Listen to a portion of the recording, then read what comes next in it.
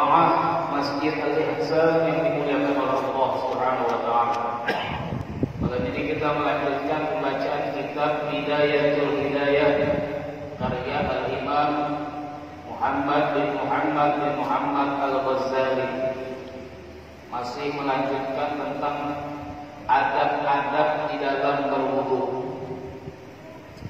Qala al-mu'allif rahimahullah ta'ala wa nafa'ana bihi wa bi'ulumihi fid darain amin. Tsumma istaw'ib ra'saka bil mas'i bi an tabulla yadayka. Kemudian menyeluruhkanlah engkau kepada kepala engkau dengan usapan, dengan sekiranya engkau basahkan kedua tangan engkau, wal tulsiq ru'usa asabi'i yadakal yumna bil yusra, dan engkau tempelkan jari-jarimu yang kanan dengan jari-jarimu yang kiri. Menempelkan jari-jari tangan yang kanan dengan jari-jari tangan yang kiri.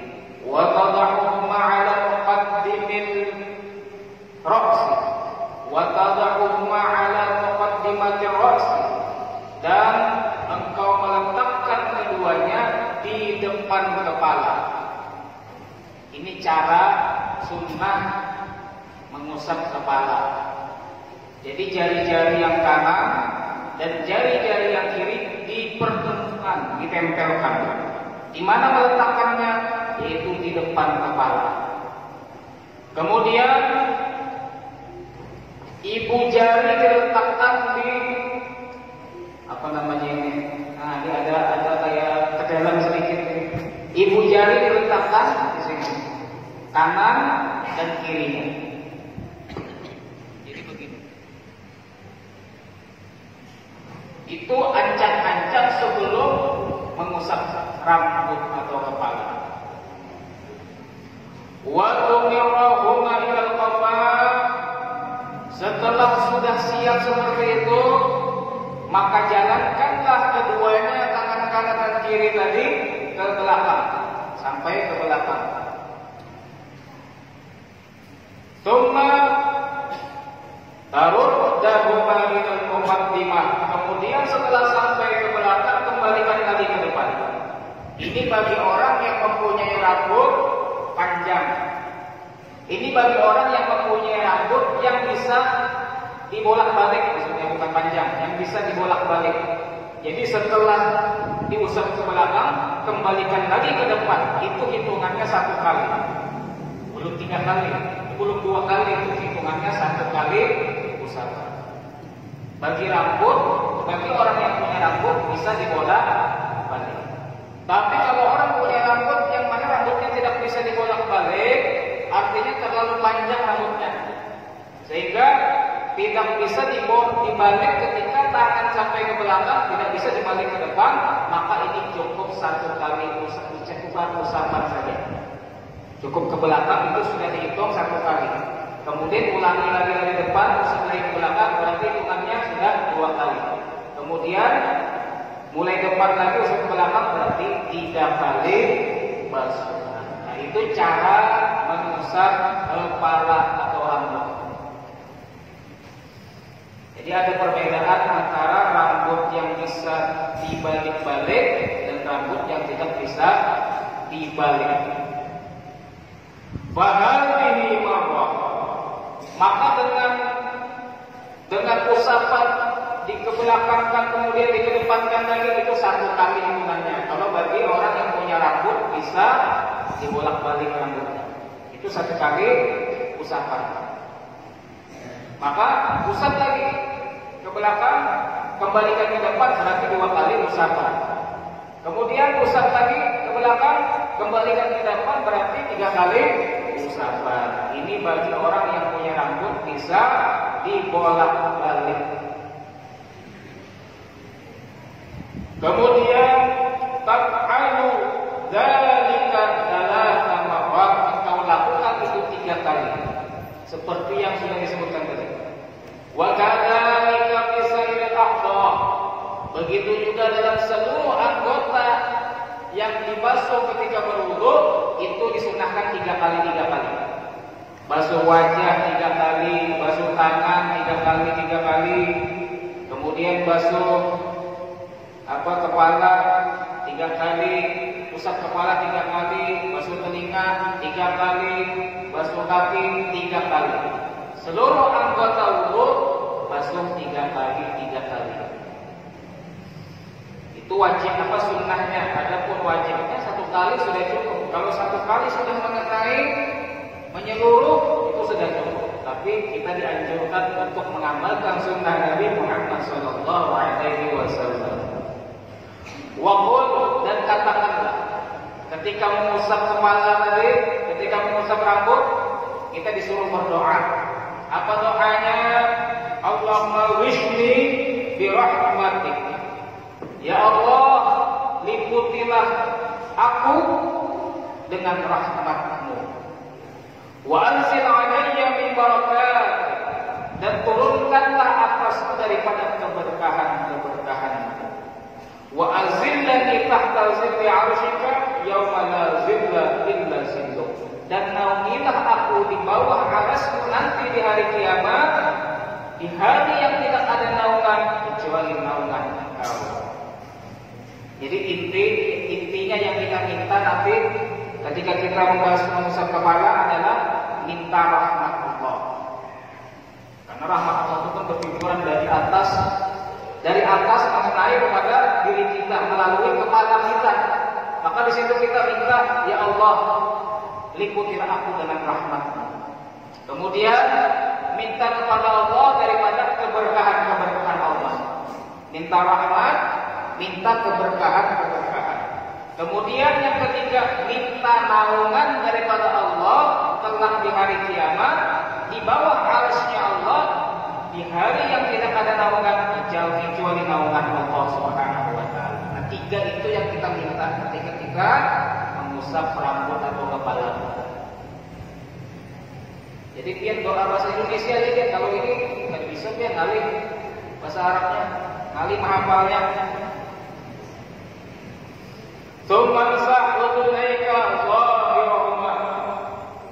Kemudian usaplah kedua telingamu, zahirahuma, zahir keduanya, wa batinahuma, dan batinnya, zahirnya dan batinnya. Zahirnya dan batinnya, batinnya itu yang di dalam, zahirnya yang di luar ini. Usap zahirnya dan batinnya, bima menjadi dengan air yang baru. Wa adkhil musabbihataika fi samakai udunaika, dan masukkanlah kedua jari telunjukmu ke dalam lubang telingamu. Telunjuk kanan dimasukkan ke lubang telinga kanan, telunjuk kiri masukkan ke lubang telinga kiri. Jangan dibalik. Nah, kalau dibalik tarik pulang. Telunjuk kanan dimasukkan ke lubang telinga kiri. Jadi masukkan telunjuk dua-duanya kanan dan kiri di lubang telinga. Wamsah zahira udunaika, dan usaplah zahir daripada telinga. Usaplah zahir daripada kedua telingamu di batni ibhamaika. Zahirnya ini zahirnya. Tadi saya tunjuk ulun. Zahirnya yang ini. Nih. Usaplah zahir telingamu dengan ibu jari. Jadi mengusap yang di atas dengan ibu jari.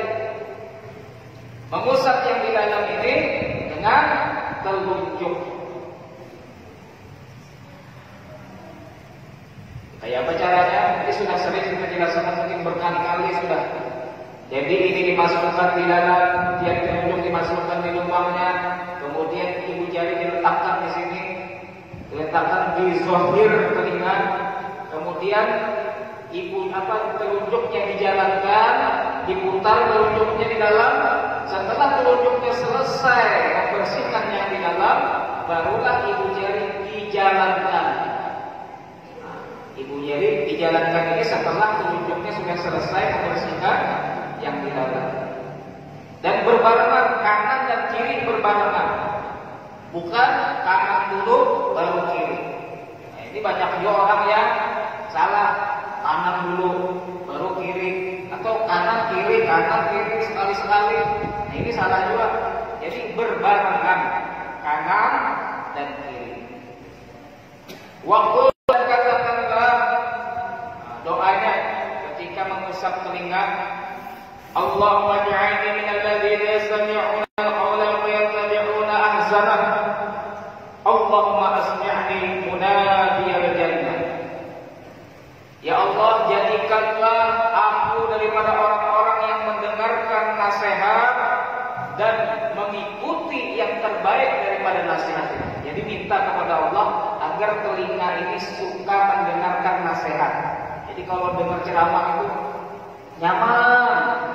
Walaupun kada hadir misalnya di masjid, tapi di rumah di pelataran mendengarkan, oh pengajian di masjid nah hendak mendengarkan, senang mendengarkan pengajian dan mengikuti yang baik.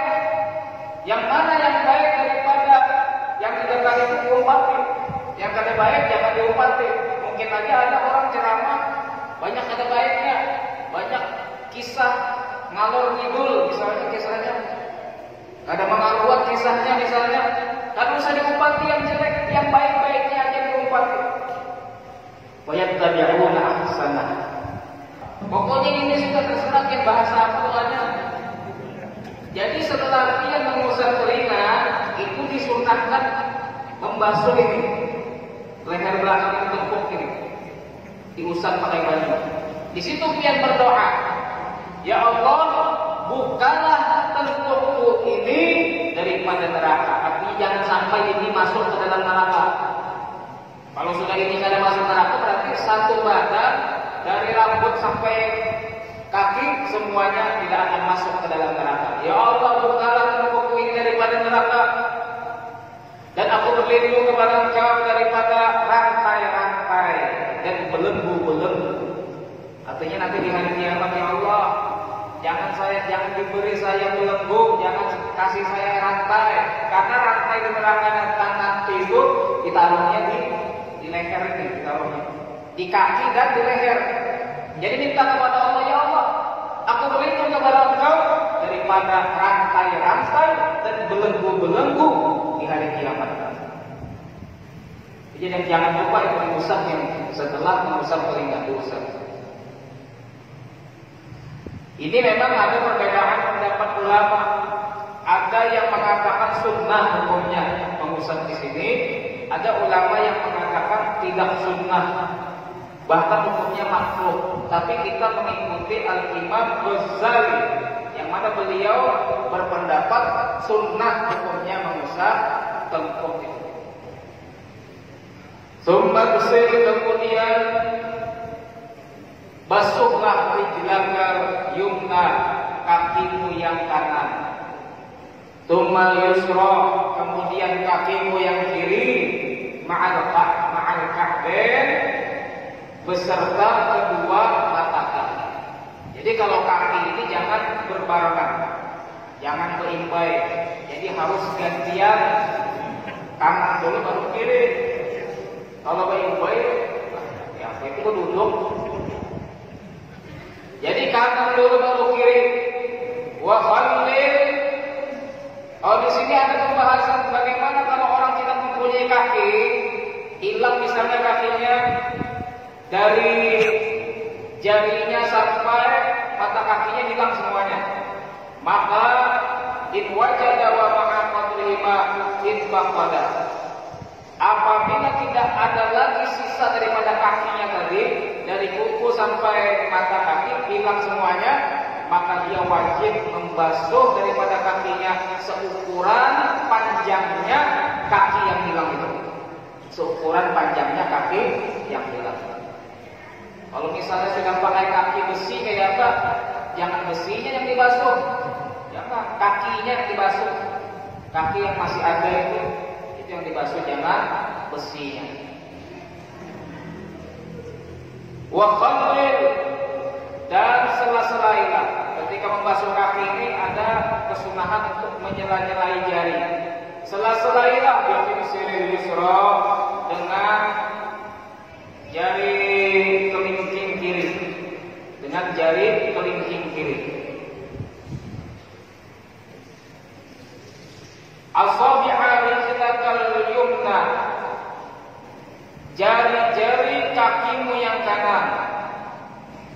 Mubtadi'an bikhinsiriha, dimulai dengan kelingkingnya, hatta takhtima bikhinsiril yusra, sehingga engkau mengakhirkannya di kelingking kiri.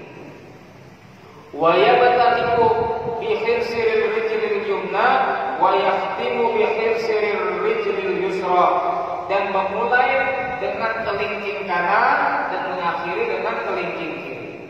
Nah, jadi caranya kanan dulu. Enak dicontohkan kalau dicontohkan supaya lebih mantap.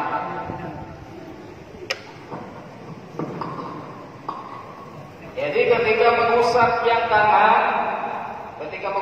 kanan, dibasuh. Pakai tangan kiri. Nah, membasuhnya itu mengusapnya itu pakai tangan kiri. Setiap satu kali usapan selai dengan jari kelingking kiri. Mulai mana? Mulai kelingking. Nah, jadi usap selai sini. Usap lagi, selai lagi di bawahnya. Mulai bawah nyela-nyelain dengan kelingking kiri.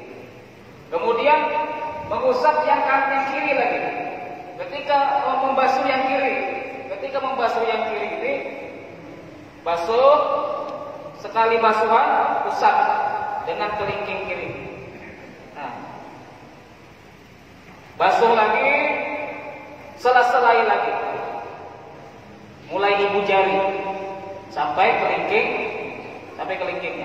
Usap lagi, kemudian selai. Nah, begitulah cara membasuh dan mengusap, membasuh dan menyela-nyelai kaki kanan dan kaki kiri. Jadi setiap kali basuh selai di bawah, mulai bawah. Ini pakai tangan ini aja, pakai jari ini aja khusus, baik kaki kanan maupun kaki kiri. Kira-kira paham nggak? Insya Allah paham.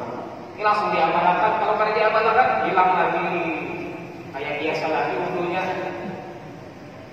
Ketika kita mengamalkan seperti ini, seperti yang sudah ulun sering sebutkan, maka Nabi Muhammad itu memperhatikan kita. Oh, ini ketika dia mendengar sunnahku, dia semangat untuk mengamalkan sunnahku. Kalau sudah Nabi Muhammad bangga dengan kita, akan dicari kelak kita di akhirat, akan diberikan syafaat oleh beliau dan masuk surga insyaallah bersama beliau. Amin. Jadi kita semangat mendengar sunnah-sunnah seperti ini dan semangat mengamalkannya. Kemudian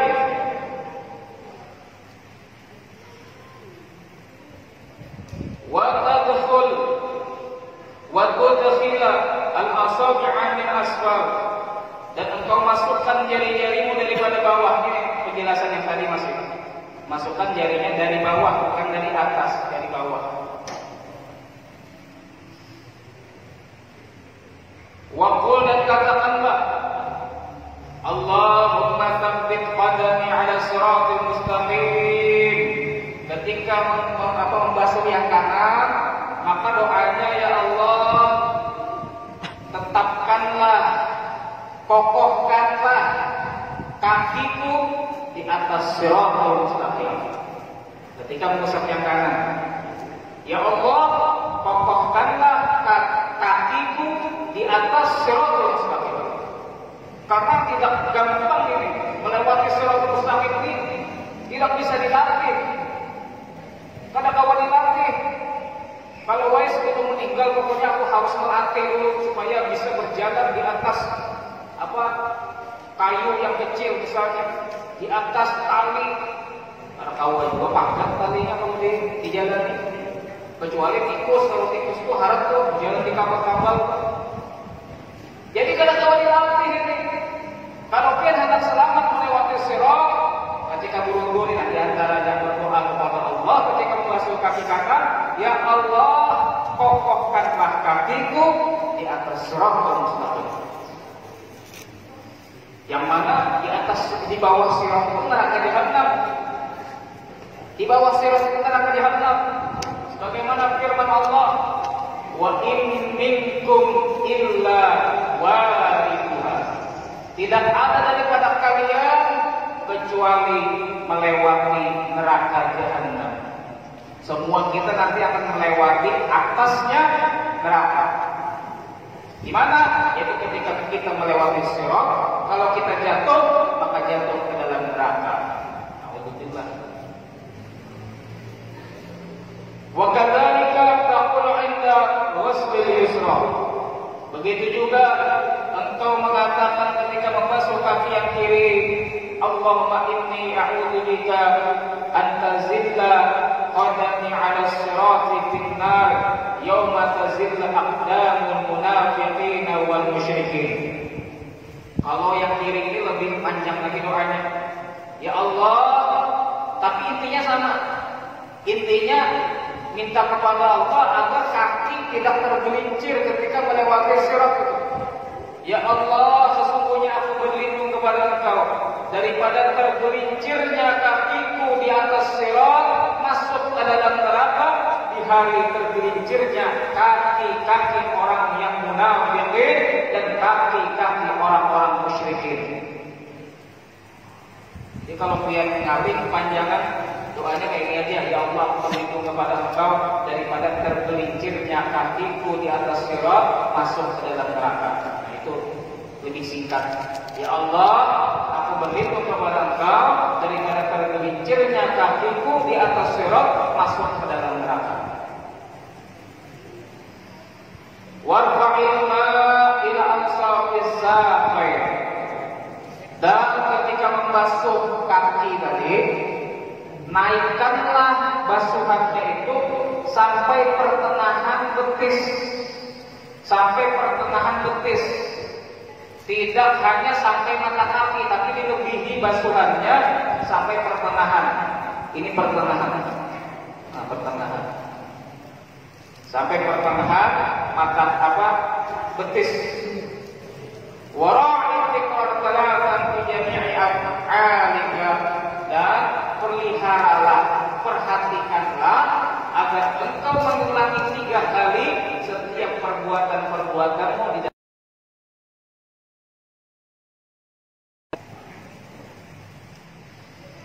Wa idza marata, kali itu hukumnya makruh. Kurang dari 3 kali hukumnya makruh dalam mengusap maupun di dalam membasuh. Lebih dari 3 kali makruh juga kalau di tempat wudu sendiri. Tapi kalau di tempat wudu masjid lebih daripada 3 kali hukumnya haram, karena itu air wakaf. Makanya jangan sembarangan menggunakan air masjid, tidak sesuai dengan wakafnya.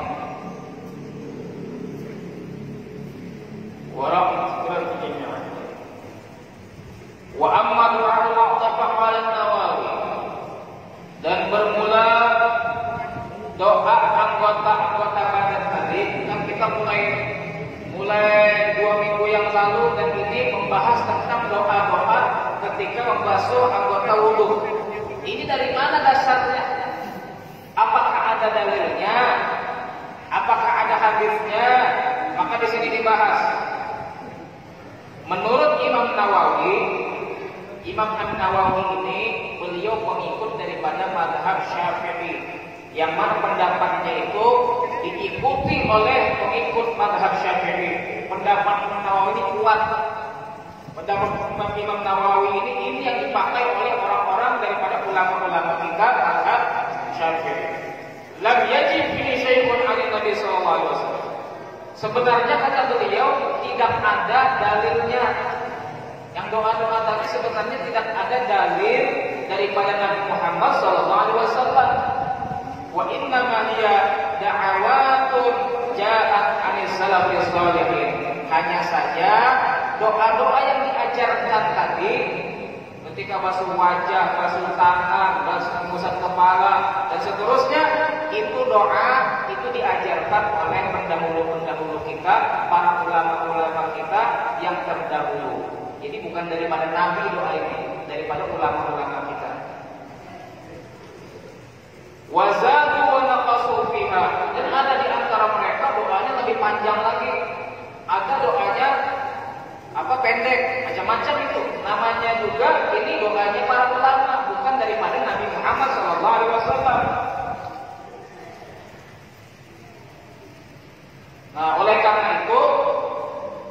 kita bagus, silahkan. Ada mengamalkan, bagus. Ada mengamalkan, silahkan. Jangan sampai nanti ada orang mendengar apa itu bid'ah.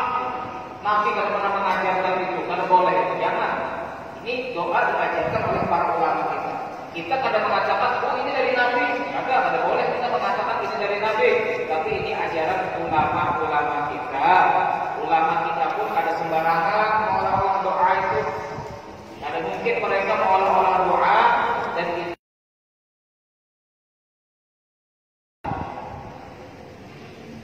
Para hadirin yang dimuliakan oleh Allah Subhanahu wa taala. Wa idza faraghta farfa' basaraka ila sama. Apabila engkau sudah selesai daripada bersuci, maka angkatlah pandanganmu ke langit. Arahkan pandangan ke langit. Ini sudah selesai wudu. Arahkan pandangan ke langit, maksudnya arahkan pandangan ke atas. Tidak harus mata langsung melihat langit. Walaupun buta karena melihat apa-apa, tetap disunahkan pandangan kepala wajahnya tadi diarahkan ke atas. Warfa yadaika, dan angkat kedua dan menghadap kiblat bisawri dengan dada. Menghadap kiblat dengan menghadapkan dada ke arah kiblat. Jadi pandangan ke atas, tangan diangkat lebih tinggi, tangan lebih tinggi. Kalau biar ada sopan, ini banyak orang sopan gini aja doanya. Nah, padahal lebih bagus ditinggikan tangannya, kemudian sambil menghadap sama kiblatul doa. Karena langit adalah kiblatnya doa. Bukan berarti Allah itu ada di langit. Jangan dikira kalau kita berdoa, ya Allah berarti Allah di langit. Bukan. Salah dalam mengajari anaknya. Dari dulu itu banyak yang salah. Bah, Allah itu di mana? Di langit kan, guys? Salah itu. Allah itu kan, guys, bukan hanya di langit, di mana-mana lagi, guys. Salah pula. Allah di mana-mana. Berarti kalau mengatakan Allah di mana-mana, sama aja Allah itu banyak. Ada di barat, ada di timur, ada di selatan. Jadi jangan sampai kita salah mengajarkan anak. Ketika anak mengajarkan, Allah di mana? Nah, jangan tanya Allah di mana. Allah tidak mempunyai tempat. Allah bukan di langit, bukan di bumi, bukan di aras. Allah tidak mempunyai tempat karena Allah berbeda dengan makhluk. Kalau kita mengatakan Allah punya tempat, sama saja kita menyamakan Allah dengan makhluk. Nah, ini pelajaran tauhid itu seperti itu. Jadi yang benar Allah itu tidak bertempat. Adapun nanti kita melihat Allah dalam surga, bukan berarti Allah di dalam surga, tapi kita yang di dalam surga. Sedangkan Allah wallahu a'lam, Allah tidak bertempat. Coba kita bayangkan ini tauhid sedikit. Kita bayangkan Allah itu kan sebelum menciptakan segala sesuatu, Allah itu sendirian. Allah sendirian, tidak ada tempat sama sekali, tidak ada makhluk sama sekali. Allah sendirian tanpa tempat, tanpa arah. Terus zaman sekarang orang mengatakan Allah itu ada di langit. Salah itu. Lalu sebelum Allah menciptakan langit, Allah di mana? Nah, kalau orang mengatakan Allah di langit, setelah Allah menciptakan langit, sebelum Allah menciptakan langit, Allah itu ada di mana? Atau orang mengatakan Allah ada di arsy, sebelum Allah menciptakan arsy, Allah itu ada di mana? Nah, ini suatu logika dan dalilnya pun jelas dalam Al-Quran. Laisa kamitslihi syai'un, tidak ada yang sama dengan Allah. Termasuk daripada penjelasan tidak ada yang sama dengan Allah. Kita ini bertempat, makhluk ini Allah jangan disamakan dengan kita yang harus bertempat. Nah, jadi Allah tidak di mana-mana, Allah tidak bertempat. Kita boleh mengatakan Allah itu pengetahuannya di mana-mana, bukan Allahnya yang di mana-mana. Allah itu pengetahuannya di mana-mana. Artinya di mana tempat pun Allah tahu. Di mana tempat pun kita berada, Allah tahu apa perbuatan kita. Di mana tempat pun kita berada, Allah tahu apa yang kita ucapkan dan apa yang kita lakukan. Nah, terus tauhidnya sedikit. Jadi tadi apa pembahasan kita pertama tadi, sehingga kita mengarah kepada pembahasan Allah itu tidak bertempat, yaitu langit itu kiblatnya doa, bukan tempatnya Allah Subhanahu wa taala. Sebagaimana kita sholat menghadap mana? Menghadap kiblat, menghadap Ka'bah, bukan berarti Allah itu ada dalam Ka'bah. Cuma Allah menyuruh kita sholatnya menghadap kiblat. Lianna hawaijal ibad bi khazanatin tahtal arsy. Kenapa kita itu kalau berdoa menghadap ke langit? Karena pemberian-pemberian Allah itu letaknya ada di bawah arsy. Perbandingan bawah arsy. Di situ diletakkan. Kalau doa kita dikabulkan oleh Allah, maka dari situ diturunkan kepada kita. Nah, yang permintaan kita tadi dari situ, dari bawah arsy dibawa kepada kita. Itu kalau Allah mengabulkan doa hamba-hambanya. Fadda'i yamuddu yadayhi li hajatihi. Maka orang yang berdoa dia memanjangkan tangannya untuk hajat-hajatnya. Jadi menghadap ke atas tadi itu berharap hajatnya kabul. Karena dari atas sanalah pemberian Allah tadi turun. Bukan Allah yang ada di atas, tapi dari atas sanalah pemberian Allah tadi turun kepada orang yang doanya dikabulkan oleh Allah. Kenapa juga tadi kita dianjurkan menghadap kiblat? Menghadap kiblat tadi kan mata ke langit, sedangkan badan kita menghadap kiblat. Kenapa menghadap kiblat? Li'annal Ka'bata asyraful jihad. Karena Ka'bah yang sebagai kiblat kita itu adalah paling mulianya arah. Makanya kita dianjurkan kalau baca Quran menghadap kiblat, kalau berzikir menghadap kiblat, kalau membaca kitab menghadap kiblat, kalau yang baik-baik daripada amalan-amalan kita itu bagus menghadap kiblat. Ulun pernah berkunjung ke rumah seorang guru di desa Pantai. Guru di desa Pantai sana. Datang ke sana sekali, ulun lihat guru ini ketika ada orang minta dibacakan air, ada mungkin keluarganya sakit, kita bacakan air sebagai kesembuhan bagi keluarganya tadi. Sehingga itu membaca ayat tadi bukan menghadap kepada jamaah, bukan menghadap kepada tamu, tapi sih menghadap ke arah lemari. Menghadap ke arah lemari. Ulun bingung itu, kenapa ini guru ini? Kenapa sih dia kadang membaca di hadapan para tamu aja? Kenapa malah sengaja beliau menghadap ke lemari untuk membaca daripada baju lagi? Kemudian pada waktu yang lain ulun datang lagi ke sana.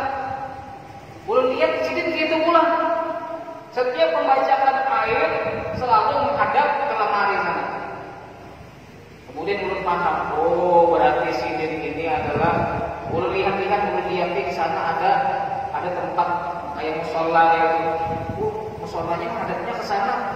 Sidin berdoanya menghadap ke sana juga. Oh berarti sidin ini mengamalkan kalau berdoa, kalau beramalan, maka menghadap kepada kiblat. Ini jarang orang yang seperti ini, jarang. Sini berusaha setiap membaca doa itu atau mempunyai amalan itu menghadap kepada kiblat. Karena kiblat itu paling bagusnya arah. Beda disebutkan oleh para ulama, berbeda di antara orang yang misalnya baca kitab tapi menghadapnya ke arah kiblat, dengan orang yang baca kitab tapi mengarah kepada kiblat. Beda. Kalau yang mengarah kepada kiblat itu lebih paham dalam kitab itu, lebih berkah di dalam yang membaca kitab itu. Allah akan berikan pemahaman yang melebihi daripada orang yang membaca kitab tapi tidak mengarah kitab. Kenapa Bang Ustadznya tuh dia marah membelakangi kitab, kayak Pak Pangulun lagi. Masa orang menghadap ke sana? Kayak pengajarnya. Nah ini uzur kalau kayak ini karena di waktu azan. Itu. Baiklah para wakul dan katakanlah, nah ini doanya. Asyhadu an la ilaha illallah wahdahu la syarika lah wa asyhadu anna Muhammadan abduhu wa rasuluh. Subhanakallahumma wa bihamdika asyhadu an la ilaha illa anta.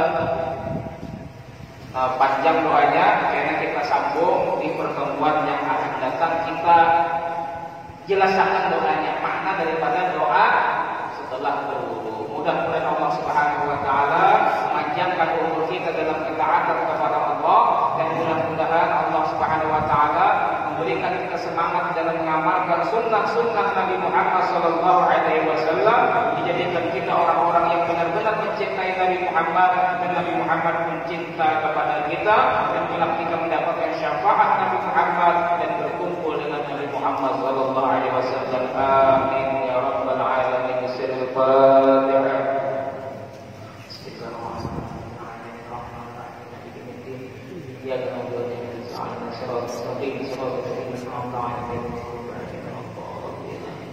Bismillahirrahmanirrahim. Alhamdulillah rabbil alamin. Allahumma shalli wa sallim ala sayyidina Muhammad wa ala ali sayyidina Muhammad.